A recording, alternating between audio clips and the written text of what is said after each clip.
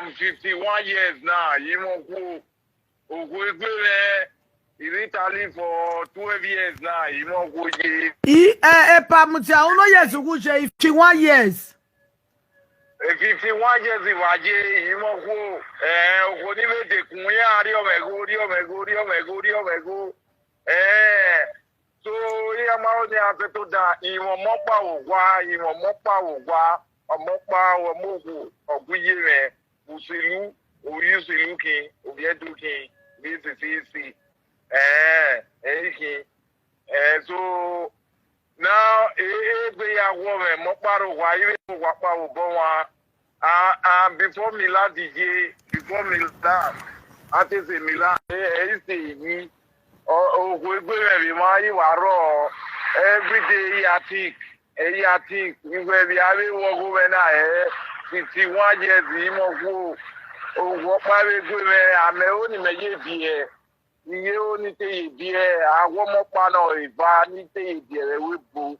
Ikoya ni dekun eya wari o megu ikoya ni o me e baby wo ene wa seluli si last year e wa seluli o saro ati me o family me ija family no wo selu medical ma waji medical suggestion ala medical junction ni ma waji egbeyawo na we have explain problem ma wo nugu wuyo bola o iwa digu eri ma iwa digu wuye wari wuye woda la wuwu do ate diri yo bo me ni aje mi nugu ni uya o la o di ave mi wo yo bo we do na we me o sa bo ave bless you we ni ka o ke ya ave bless you we e vie do ya ni re we bo we bless you me to be me ito we ma we saro ati me epa dewe na no we ina ka amwe na restaurant na ya amwe na for 2 months ya mari go me na stop ina itu awe bega chorona iso ya u because ya mari go me iwa na for 2 months ya ma asa me and in mopa wa me je is about 85 years very amo mujere ki amo boy mo wo la wo iwa ya irunu abeti na me inu we ni u ya u epa wo modio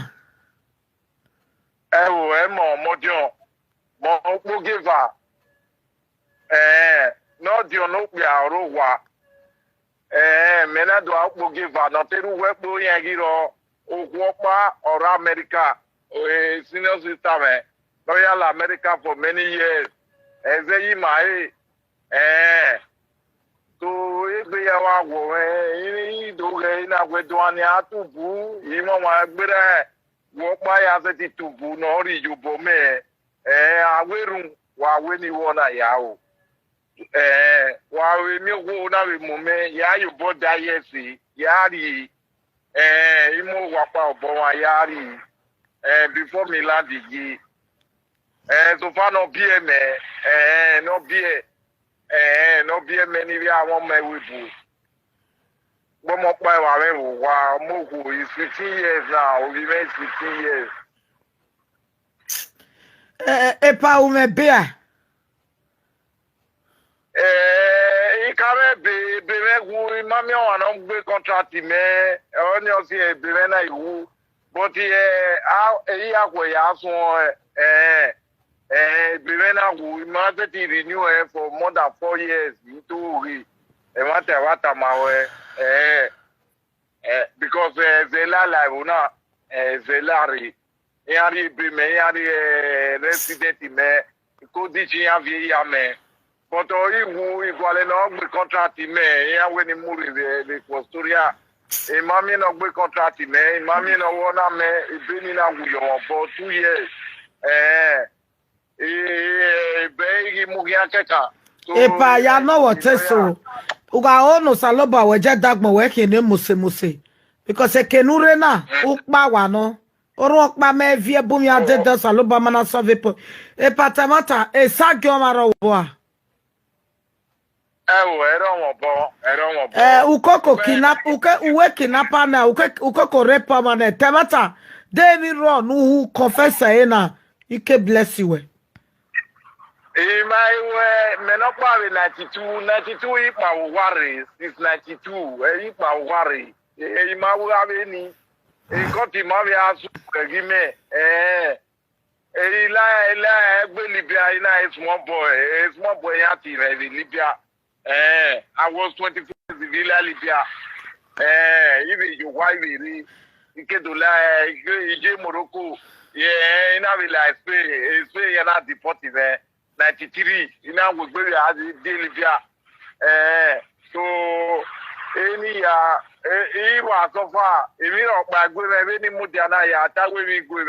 Oh, what he was the way you talk. He was very well. He was the way you talk. He very how he was afraid. Oh, 51 years ago, I don't. He very good. Ìdáwì àmú wàpá ọ̀bọ̀n wa pé yàgìwò ọ̀dẹ̀yọ̀ yàgìwò ìmẹ́rìnlẹ̀ àwọn yàtì wà ìfẹ́ títì rẹ̀ pè rẹ̀ mà yà rí ẹ̀yẹ yàgì yàrá mọ̀kúrẹ́ yàrá mọ̀kúrẹ́ lẹ̀ rí igó ìyàtì rẹ̀ kọ̀tọ̀ bíkọ̀sì ẹ̀yàwó bẹ́ẹ̀ sì tọ̀lọ̀ rẹ̀ Pawo agbaro ya kiminari igo ya ni na idione igwe gay imami okwe itezi ogwe ni ari ogwa bi ni ari oku ni bi ba ri me ibo wa le ma be ti kan ibo wa le kan ma be ti kan three flat ibo wa ma be ti kan igwe ya wo re ina upo ma ri lana Mary ni ave unu kuna ave do semia kuna ave semia au ya ido ati ni ya odo ayo ado ya we do anwanyo odo awe no ma to buzi no egbe ya wo re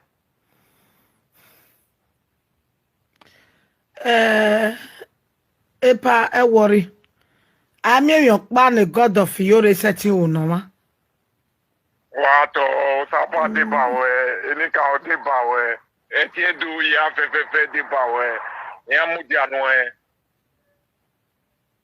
Iwa watch you will rely, watch you will ya wuju poni ma you watch you will rely every time. But in that way, no bawe guime iya no kia gwalo yi beri we Facebook una ri no balaja. Na woki na install That was the idea. But if I follow up, I pray name he follow up. But I'm a woman, if in a way, God of the jury when him, I'm a woman, if you Yaku, but we more, but the mind was a Lao, number one, we want Mutia. Obie me buy my rob Italia, no motor. Or there you went a hina. Number one will need to who 51 years, who a frustration over here. Any a mama roa no ye be some meva. Why ye be a gumwe pana no ye epa on our gunu a set to what you toja. It is time where me do a bed when the story where you touch me. Okay, ni mu when we God of Fijori no eti lele we planning o de ba wa we prayer wa ke one room pa wa la 3 rooms ti me ti Jesus Christ no me ma fa wa eva every year we go de ba we planning life e pa worry iyari o we go we iragbon o sa wese o be ge nugu ya panyo gwa re 24 years now you are now 52 years Jinania. Hi. If you me ba, if you sort of water pan ti mare when e gba na oho we. Iya, imagine ya relani we na. Italy wa no Italy epa, e mi no sunu we si egbe baba na. Nugi ya ko. Oma epa moye video call ni bere we. Moye video call. Oma je moye video no bere me. Okay. Epa call wa o. Akúnpéye náà ìwọ ti gbẹ̀rẹ̀ yóò tọ̀ ìdí gbẹ̀rẹ̀ yóò tọ̀ nù ẹ̀ dúdà ọ̀ ìjú bọ́lú àmì ní ìwé. Epa ivie. Orí òwò kì í ókó ẹgbẹ̀rẹ̀ mélòó ní náà bí bẹ̀ mọ́ pàdé ọ̀. Epa mi sẹ́ ivie epa okuyan mane o. Ivie pa epa ya gwa be balọ̀ mọ́ a. Ìwọ ti gbọ́ wà wẹ́bẹ̀ ṣé ti gbọ̀ wọ́. Epa ni se ivie epa ge oni se epa umae mo si e direct we no ma be wa gbon be ifi call si ta na wo ni be me ba do lele we ba te say 5 minutes ya mo ko nu e ivie oni se epa ti gwe me pa no epa ti gwe wa kunpo oni se ekegwe na we choro ti weje na Ejina ibe ni be gwaligo be na akwa ya jibe jimina dibe ya gwaligo o mi aso school